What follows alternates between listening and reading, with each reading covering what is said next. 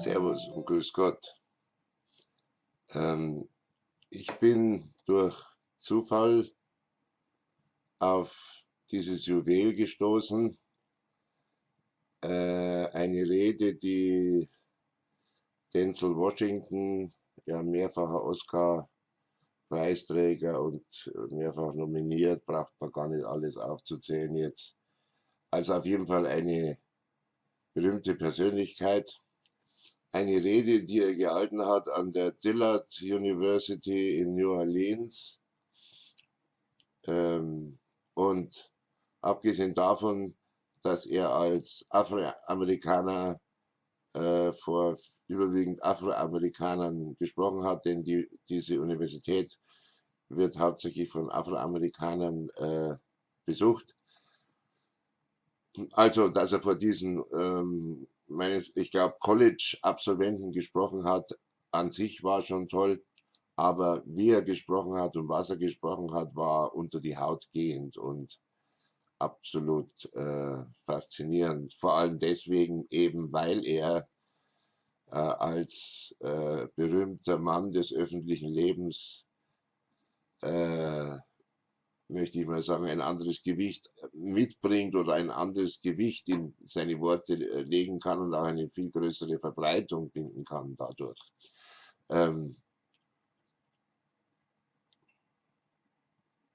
Mir gefällt es vor allem deswegen auch, weil es so parallel ist, wie mein Leben auch gelaufen ist. Ich bin jetzt zwar kein berühmter, stinkreicher Hollywood-Star, aber ansonsten, das meint er ja auch nicht mit seinen Worten, sondern letztendlich setze Gott an die erste Stelle in deinem Leben.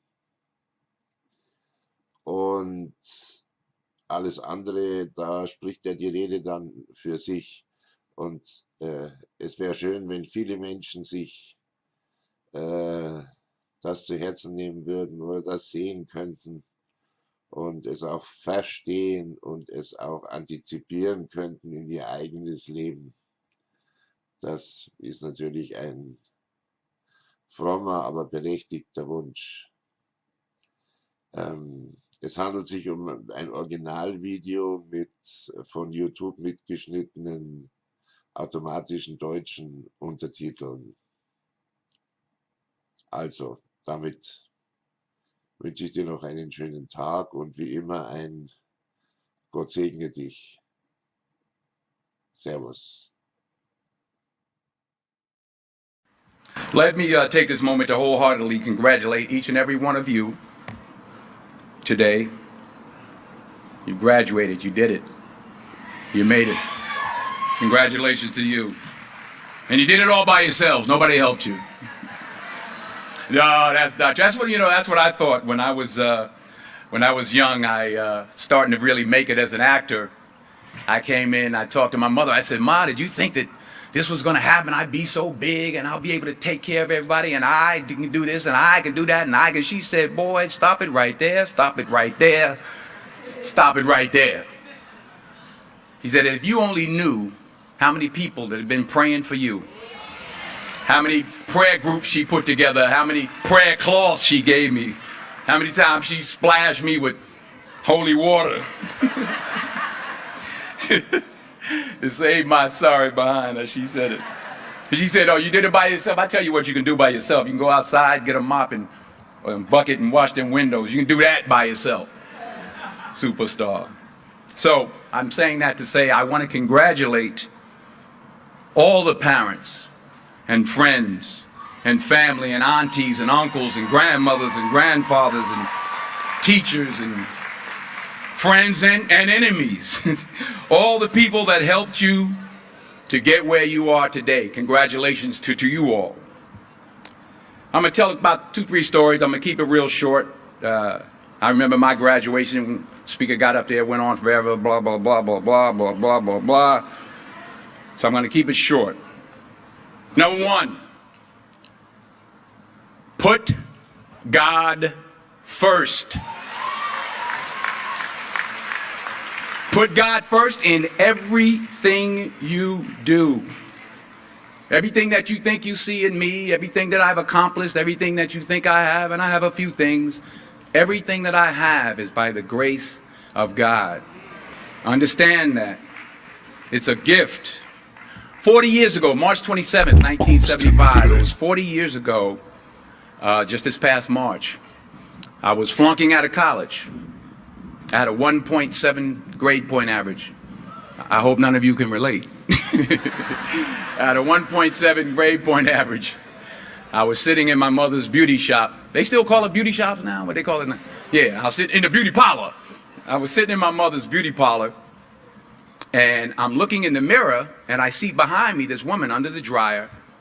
And every time she looked up, every time I looked up, she was looking at me, just looking me in the eye.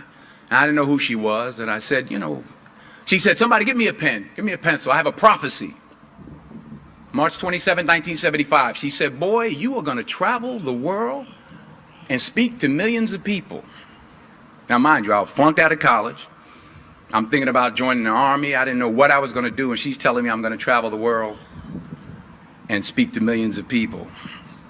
Well, I have traveled the world, and I have spoke to millions of people. But that's not the most important thing, the success that I had. The most important thing is that what she taught me and what she told me that day has stayed with me since. I've been protected. I've been directed. I've been corrected. I've kept God in my life, and it's kept me humble. I didn't always stick with him, but he always stuck with me. So stick with him in everything you do. If you think you want to do what you think I've done, then do what I've done and stick with God. Number 2, fail big. That's right. Fail big. Today's the beginning of the rest of your life, and it can be very frightening. It's a new world out there. It's a mean world out there, and you only live once. So do what you feel passionate about. Take chances professionally. Don't be afraid to fail. There's an old IQ test, was 9 dots, and you had to draw 5 lines with a pencil within these 9 dots without lifting the pencil. The only way to do it was to go outside the box. So don't be afraid to go outside the box. Don't be afraid to think outside the box. Don't be afraid to fail big, to dream big. But remember, dreams without goals are just dreams, and they ultimately fuel disappointment. So have dreams, but have goals. Life goals, yearly goals, monthly goals, daily goals. I try to give myself a goal every day. Sometimes it's just to not curse somebody out. Simple goals, but have goals. And understand that to achieve these goals, you must apply discipline and consistency. In order to achieve your goals, you must apply discipline, which you have already done, and consistency every day, not just on Tuesday and miss a few days. You have to work at it every day. You have to plan every day. You've heard the saying, we don't plan to fail, we fail to plan. Hard work works. Working really hard is what successful people do. And in this text, tweet, twerk world that you've grown up in, Remember, just because you're doing a lot more doesn't mean you're getting a lot more done. Remember that. Just because you're doing a lot more doesn't mean you're getting a lot more done. Don't confuse movement with progress. My mother told me, she said, yeah, because you can run in place all the time and never get anywhere. So continue to strive, continue to have goals, continue to progress. Number 3, you'll never see a U-Haul behind a hearse. I'll say it again. You'll never see a U-Haul behind a hearse. I don't care how much money you make, you can't take it with you. The Egyptians tried it. They got robbed. That's all they got. You can't take it with you. And it's not how much you have. It's what you do with what you have. We all have different talents. Some of you will be doctors, some lawyers, some scientists, some educators, some nurses, some teachers. Yeah, okay. Some preachers. The most selfish thing you can do in this world is help someone else. Why is it selfish? Because the gratification, the goodness that comes to you, the good feeling that I get from helping others, nothing's better than that. Well, one or two things, but nothing's better than that. Not jewelry, not big house I have, not the cars, but it's the joy. That's where the joy is, in helping others. That's where the success is, in helping others. Finally, I pray that you put your slippers way under the bed tonight, so that when you wake up in the morning, you have to get on your knees to reach them. And while you're down there, say thank you for grace. Thank you for mercy. Thank you for understanding. Thank you for wisdom. Thank you for parents. Thank you for love. Thank you for kindness. Thank you for humility. Thank you for peace. Thank you for prosperity. Say thank you in advance for what's already yours. It's how I live my life. That's why I am, one of the reasons why I am today. Say thank you in advance for what is already yours. True desire in the heart for anything good is God's proof to you, sent beforehand to indicate that it's yours already. I'll say it again.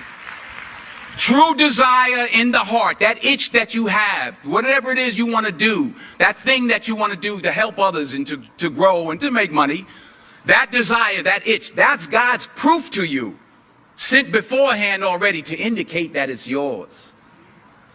And anything you want good, you can have. So claim it. Work hard to get it. When you get it, reach back. Pull someone else up. Each one, teach one. Don't just aspire to make a living. Aspire to make a difference.